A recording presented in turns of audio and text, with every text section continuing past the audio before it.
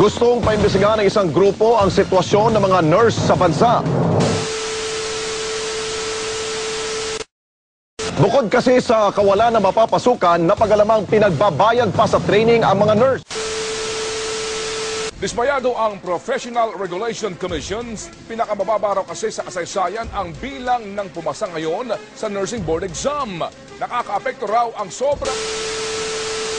Became the top choice among college courses several years ago, leading to a boom in nursing schools. However, this led to a surplus of nurses, and now many nursing graduates find themselves unemployed. Imagine, if you can, a world without nurses. A healthcare system so debilitated, it's unrecognizable.